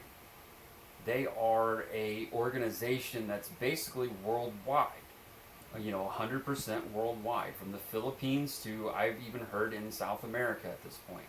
So they're a global entity. So if AQ pops off something, and let's say they launch an attack and it kills 1,000 people, what next? I would assume, I don't know whether I am assuming this correctly, but I would assume that your generation would be pretty pissed off. You're going to be the one that fights it. It's not going to be mine, the 40-year-olds, although maybe. But who are we fighting? Because now we're going to have to do that thing we weren't allowed to do, and we're going to have to profile, and we're going to have to turn within, because that means they're here. That means they're operating here. Now, is that 500 people? 1,000? 10,000? I mean, what kind of numbers are we potentially looking at if they do something like this? 10,000 men, war fighters, that's plenty. That's a lot. I don't think people understand how many that really is. It's a nightmare. In the scale of things. It's an absolute nightmare, embedded in our major cities, all around, operating. I live out in the middle of nowhere. I doubt I'm going to be necessarily affected unless it's some sort of, chemical or nuclear device. But if, let's say Dallas, Texas is hit, well, what does that mean? What next? We can't invade Afghanistan because, well, that's not going to do any good. You can't invade Somalia because you're already fucking there. I mean, what next? I mean, were we just rounding up every Muslim? Is that what we're talking about? Are we talking about, the American internment camps come back? I don't know what this... Obviously, God forbid anything happen, and neither of us wants that. But if all of the things we're being told are accurate or true, that Al Qaeda has moved in the neighborhood of 10,000 fighters that are here in the United States, some legally, some illegally. It's not hard to get a firearm in this country. It's not. You and I both know that. And that's not a dig at the Second Amendment or anything, but to gather weapons in this country, hell, if you're willing to break the law, it's real easy. So, I don't know what we're looking at if something like that pops off. Are we looking at complete militarization of the police? Are we interning everyone? Is everyone now going to be locked? Is this like a COVID-style lockdown, but in the name of terrorism and a reaction to it? I'm curious what you think might be the reaction to a successful terrorist attack by Al Qaeda in the United States. Phenomenal. I mean, you laid it out perfectly there. Nothing good. That's the baseline. If everything goes the best it can after such an event, nothing good. From the start, it is a catastrophe. I mean, sure. That is just on its face as it is, and like you said, there's several avenues of which it could go, and none of them are good. It's just varying degrees of chaos and further restriction of our liberties, and increase of the state, hand in hand. Like like you said, there could be multiple different scenarios, dozens, hundreds. It's who knows. That's all up in the air. There's two. You can't. If you lay out one and for that scenario, we don't know what they would do, what they could do, what they're going to do. And it's part of the reason we oppose it so wholeheartedly and have these conversations and really hammer on that, because we need to fight to prevent said scenario because of the known chaos and the baseline that it is, as a result of it. It's just to extrapolate on or expand on one, we probably have a significant increase in the surveillance state, and and probably not much of a result from the policy they enact to counter that. If not a restriction of our rights, with more surveillance and a direct weaponization of that event, as done in years past, well precedented. I have a lot of fear about what would happen after an event like that, yet alone the fear I hold, for that event, that again, we're very likely, if not, imminently due for one. If you're America first, this must be addressed, and it should be, because it is a very real problem. And there's again, 200 people died, and that radicalized the last two Arabian engineers to go to Afghanistan and train under a Saudi to kill Americans. It was right. So look where we stand. It's not a good position, and it could be stopped. It can be. It hasn't happened yet, and I pray more than anything that it does not. I mean, it will be so horrific. Even with 10 guys, you and I know what 10 guys that are half-assed on a rifle can do, in a small period of time in a target-rich environment. And boy, do we have a lot of soft targets in this country.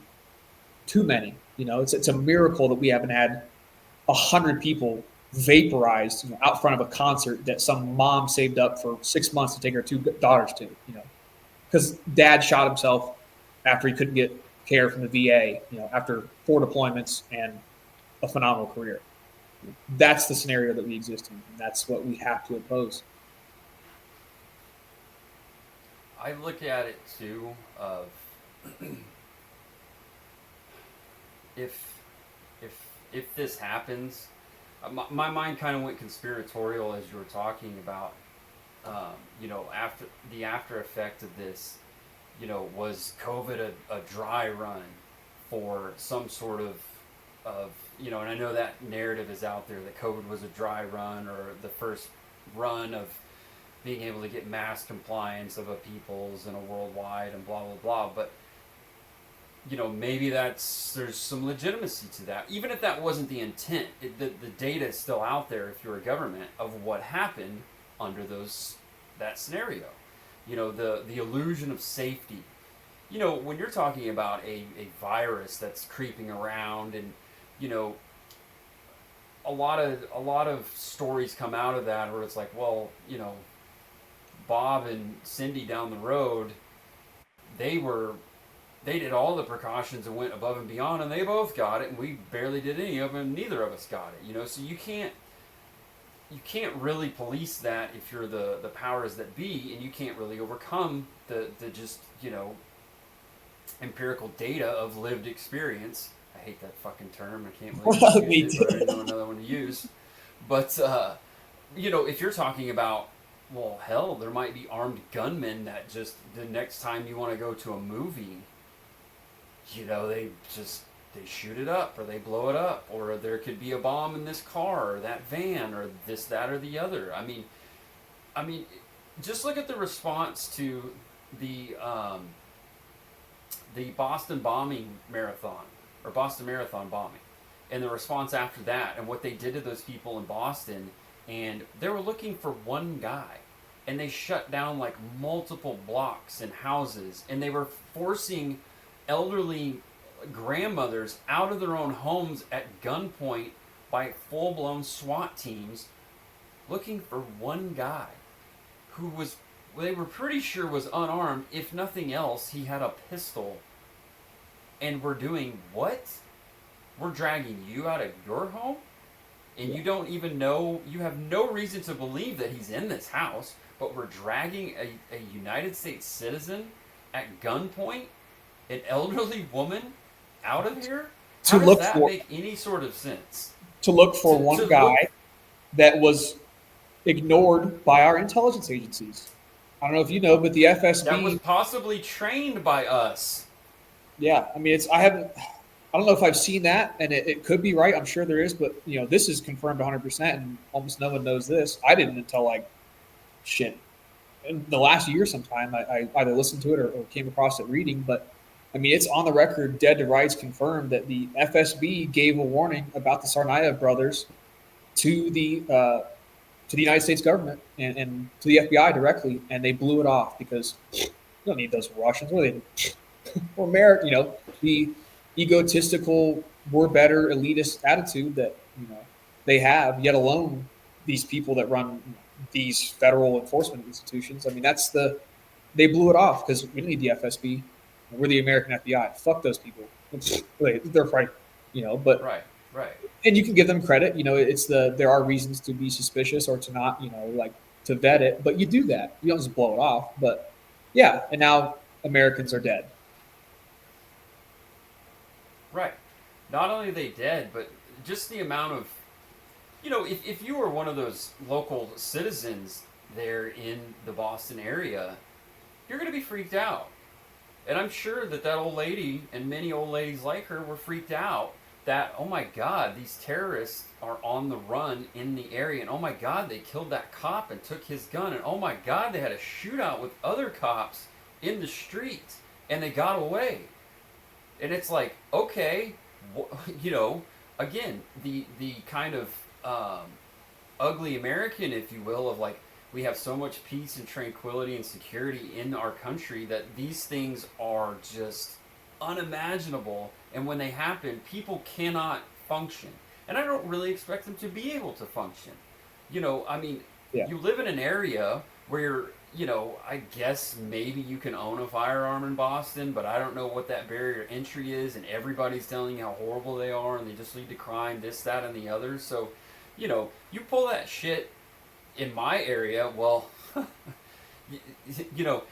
the least of your worries is shooting it out with the cops in the street, because there's a bunch of rednecks that are going to be laying down suppressive fire from elevated positions with ARs and God knows what on you. I mean, the cops are the least of your concern. But in places like that where people buy into, oh, the police will protect me, I just call 911 and they show up. And it's like, no, that's not how this works. And when you have terrorists doing things like this, and they're, once you're a criminal, you're not obeying the laws, so you're going to kill a cop and take his gun. Those guys were ill prepared for the after effects of what they did, but they still set off 2 bombs. They killed a cop. They had a shootout with police. I mean, that's 2 guys. Like your example, if you have 10 dudes who kind of know what they're doing and can shoot well and know the manual of arms and can reload, my God, I've got an M81 AK-47 mag carrier right here. It holds something like 8 magazines, 9 I can't remember how much it holds. That's a lot of rounds, plus the one that you have. That's assuming you don't have a backpack. That will fit under a jacket. We're coming into the winter months. That's easy. You're loaded. I'll add 9 more. That thing. Yeah, add 9 more and put 1,000 people within 300 feet, which is sure. That happens. That's everywhere. That's a calm and normal. Doesn't have to be an event. Could be just a night on the town in any big city. Look at the Strip in Nashville. It could be a nightclub. Yes, it could be a nightclub. Just like you said, just like you pointed out with the pulse thing. Like, a nightclub is a very soft target. You're not allowed to have a firearm in there. Not allowed. That's a soft target. Like you mentioned, a concert letting out. I do have to say, a lot of the concerts I've been to at the big venues usually have a heavy local police presence with some, like, heavy duty. A guy who can hold his own, rifles, things like that. They're not just standing there with pistols, but, nightclubs, busy downtowns. You mentioned Nashville, just a busy downtown. I mean, look at New Orleans on New Year's Eve and what that guy did. He killed like 14 people, and by the grace of God, he crashed into that crane carrier or whatever, and it had cops standing at the top of it. Yeah, and then he just happened to crash into the cops. And the second he got out of the car, he was put down by like 5 cops. Well, if he keeps going and goes around the corner, doesn't crash into that, and he gets out of like some middle of some busy square, with the rifle he had. I think he had a 308, a 7.62 rifle. My God, man, it's that's one guy. It's one nutball. It's one, and again, that guy too, I think, was saying a lot of things about a certain area of the world in which we're involved in, at least by proxy. You know, if you're Al Qaeda with it's all there on what to do, when to do, how to do. These things aren't like, this isn't rocket science. This isn't 19 guys with passports that have to get on planes, that have box cutters and all that. I was on a plane yesterday coming back home, and I'm looking at the cockpit door, and I'm like, if you just would have had a hardened door on 9/11, none of it would have ever happened. They could have never gotten to the cockpit, killed or overtaken the pilots. If you just had a locked door, they just would have been a menace inside there, and it would have never happened. You're a locked door away from none of it happening. And now it's like the planes are off the menu if you're Al Qaeda. It's too complex. It's too many moving. Plus, we're looking for it. You have TSA. You got the constant blaring over the loudspeaker. If you do anything suspicious, tell somebody. And there's cops everywhere in an airport. But going to a busy downtown, going to anywhere, going to a casino. I mean, what's to stop somebody from driving a truck loaded with bombs into either an underground parking garage, parking structure, or just driving through the front fucking door, yelling out Aloha snack bar and clack.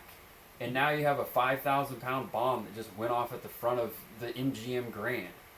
And again, if your plan is not necessarily the initial attack, it's the secondary attack, or even, a third attack. Look at what the guy was able to do from a casino and a concert, which we won't get into that conspiracy theory, but a lot of people died, allegedly by one guy. Even if it was a full-blown like M249 or M60 or whatever it was, that was some pretty big results at a long distance. Shorten all of that, I don't know, outdoor concert like that, and you just drive a truck through it. I've never seen any sort of like rigid barrier at an outdoor concert. You can't drive a Ryder truck through it, and takes two guys, 1 minute. It's really scary when you think about it. Yeah, I mean, it's, you're dead on, but that's, they don't even have to do that anymore. They know the effectiveness of, shooting attacks, and that's, a bomb would be horrific, and we know that. But like that's, there's a lot of fingerprints on that. It's monitored quite well, to give the state some credit, or whoever, But yeah, one guy, 1 minute, a dozen people dead, easy. Two guys, 1 minute, 2 dozen. It does not take long to murder a lot of Americans in cold blood, and you're never getting that life back. That's someone's dad, son, daughter, mom, etc. And like, that's how you have to see it, because that's what it is. And it's, that threat is very real, and it does not take a lot at all. And we're in a position where, like we talked about earlier, it's hard to stop this train, and it's hard to, turn it around if it does happen. There's no easy way out of this, but what we can do is understand and very clearly discuss these exact scenarios and real elements that are going to culminate in something horrible. It's a miracle it hasn't happened yet. I'm so thankful it hasn't. But it's the most incredible danger that we could really have as Americans in any foreseeable future, let alone now. I mean, right. Where is it? What do you do? We've been put in a rock and a hard place, so we got to do something. But yeah, it does not take long at all to kill dozens of people with one man and a rifle. 2 men together, multiple cities. It takes, like you said, it's if they say there's 1,000 or 10,000 in America, If they're right, well then, first of all, why are we sending anything overseas or doing anything but focusing on Right. policies that address that and secure domestic security, which is what they say they're supposed to do for us. It's kind of we've outsourced our protection, as a society to the government. We know that's not like really true or what we do, but yeah, I mean they're the security force and the most dominant gang in our area.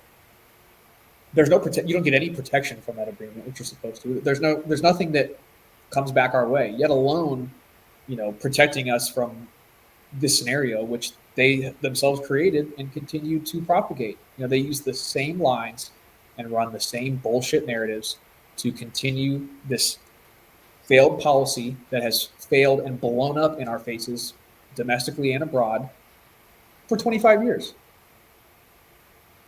And it doesn't end. It doesn't end until the Technically, it's policy longer. yeah, or it's really it's been a lot longer, but at least for the really since '91, Plan for a New American Century, they took. I mean, the scariest thing is their own term of blowback. Yeah, they coined it. That was their own fucking. The CIA made that term. They coined it themselves. Right. Well, blowback is not relegated to only one time.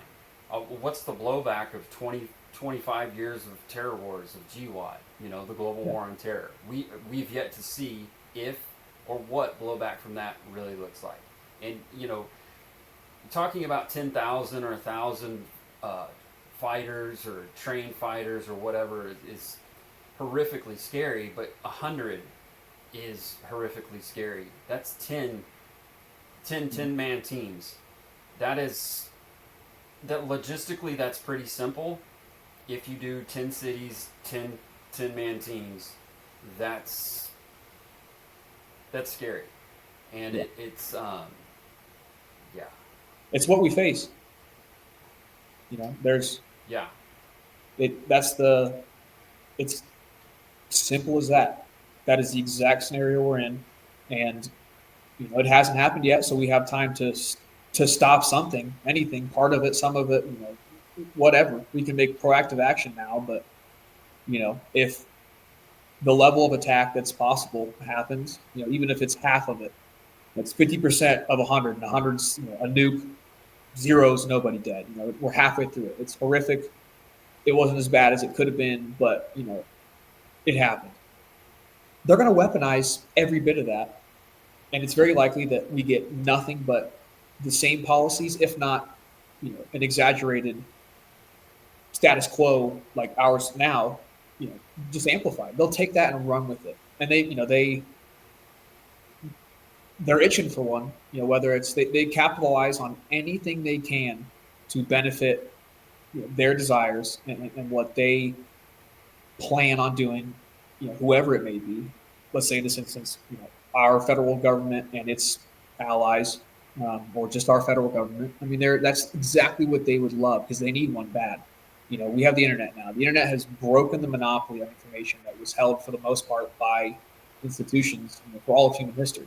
It's part of the reason that my generation broke off, or at least grew up in the way that we did. Is we were the last kids that grew up to about 12, 13, 14, the key years without a phone in our hands. And then, that's when it happened. It was in those Middle Ages. And so it has destroyed a lot of, normal human society, but it also gave us the ability to have access to the space of information, the world of information.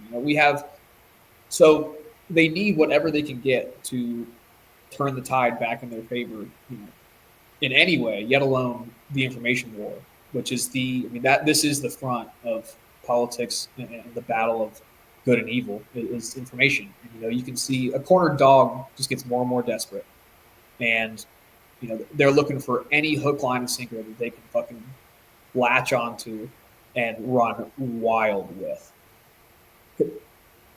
That's my biggest fear is really, do 1,000 Americans die, and instead of a awakening, or at least a position of just logic and okay, let's be a little calm here and pursue a little bit of realist or just logical ideals in any manner. Instead of that, we get. You got me?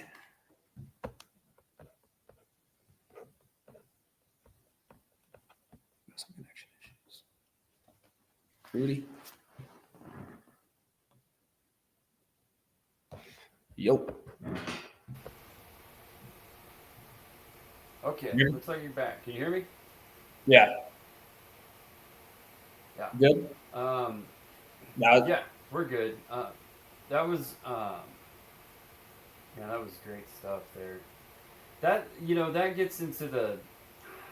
I don't want to say that's conspiratorial, but that's like, you know, two steps removed. And obviously I agree with you 100% that if something happens, power seeks power, and it's going to take it. I think that's kind of like what we were talking about with the COVID stuff of like how many governors and mayors just seized the opportunity to just show you how powerful they were with their words and their decrees, rights be damned, this, that, and the other. And it's like, man, that's some scary shit. That is we know that works. Crazy. They've got a very clear and well-precedented course of action to capitalize upon the fear, ignorance, and mindset of the population after frightening scenarios, attacks, incidents, COVID. Like, again, you keep the people in fear and always present them with a tragedy or terror, and they're going to be scared to death and yearning for a solution from anyone, and you're going to be right there to deliver the solution. In reality, it's bullshit to push their policies. I mean, just what happened right after 9/11.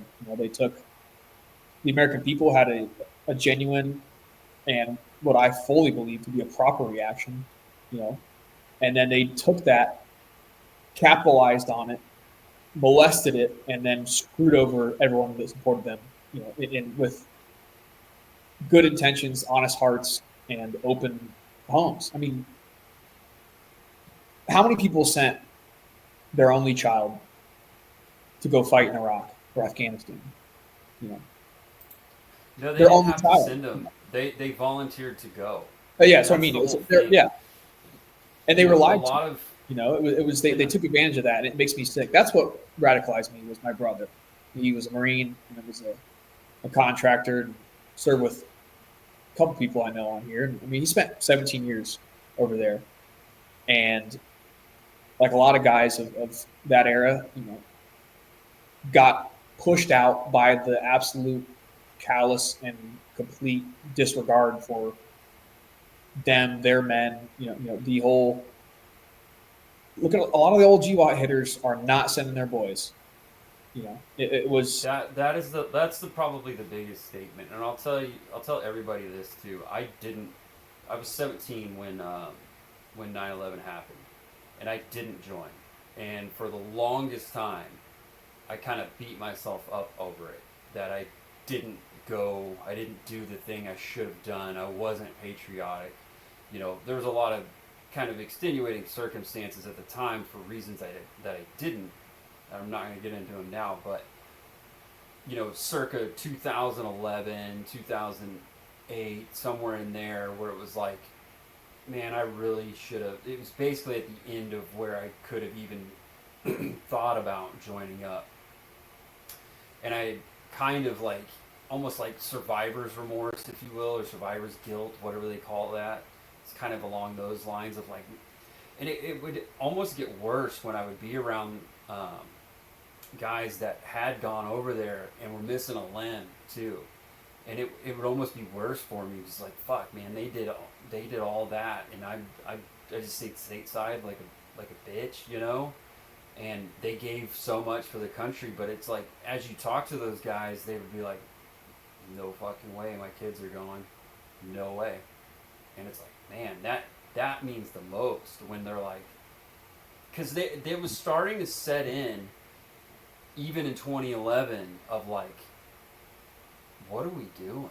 This ain't working. Why did we go? We went over there with the best of intentions, and it was, post 9, right after 9/11, like I mentioned earlier, we didn't know who was about to get fucked up, but we knew they were about to get fucked up because you just screwed up royally, and whatever motivation you had wasn't going to carry you through.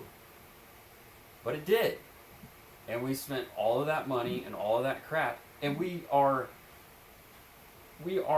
objectively safer, but that can change tomorrow. We didn't conquer Al Qaeda. We didn't end Al Qaeda. By all accounts, Al Qaeda now is stronger than they were in 2001 and 2002. They had 400 guys. So it's a right. And I mean, it could have ended guys. Now they're right there in Tora Bora, But instead, now we have an insurgency in Iraq, and the next 15 years and wars involved in that. It was,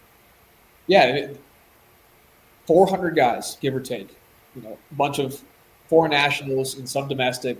Hidden up in the high valleys of eastern Afghanistan. This was and then it was, now we got to overthrow the Taliban, and now AQ has ties to Saddam, and so don't look into our relationship with Saddam, or 91, or the, it was, right. It's all been a lie, and the victims have been the best Americans we can offer. Well, we're about 2 hours in, so I'm gonna run down the show. But I'll try to go out on a good note.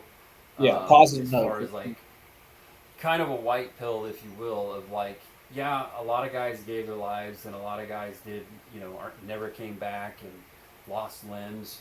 But I think the good part of it is, one, we got a lot of cool kit out of it on the secondary market. But the other part is to the earlier point of those guys learned a lesson, and they didn't learn a lesson as far as, a lesson right in front of their face. They got a 30,000 foot view of what the hell are we doing, and a lot of those guys went and got in, and women too, went and got into politics to do the absolutely never again. And there were so many people who weren't a part of the GWAT, like directly, the Thomas Masseys of the world and others like him. I know there's few like him that are like, we're not doing this. We can't afford this. This is pointless. This was ridiculous. This made zero sense. And those guys are. There's no reason we should even know who Thomas Massey is. Well, I shouldn't. I don't live in Kentucky. I should have no clue who he is. He's just a congressman out of some random district in Kentucky who's created this bigger than him, bigger than where he's from movement of people following him and people championing him. And it goes even beyond that. You've got Joe Kent is in the administration who lost his wife in one of these pointless fucking wars in Syria. And he's been, kind of red-pilled in that regard. And we have so many people, Tulsi Gabbard's another one. Yep, big one. We have so many people who learned the lesson, went to the wars, or were around them, learned that lesson, and are now passing that on. So I'll just end it with that of we did learn some lessons, and I think we're on the right path. It's just, can we stay on that path? But Baker, I appreciate you hanging out with me, man. Absolutely. I know we've been nobody else knows it, but we've been trying to kind of put this together for probably a year. It might be a year now, yeah, actually. I think so. But we've been trying for a while to have this happen, and Yep. But look forward man, to doing it again. I enjoyed it. Absolutely. Never give up. That's the phrase. Never give up, folks. Never give up. If you should follow Baker. He's not on Twitter a whole lot, but when he is, it matters. He says a lot of good things, and follow him on there. I'll put his link here in the description of this episode. And until next time, everybody. Baker, thanks for hanging out, Absolutely. man. And everybody, stay vigilant out there and watch out for the Al Qaedas. God bless. See you next time.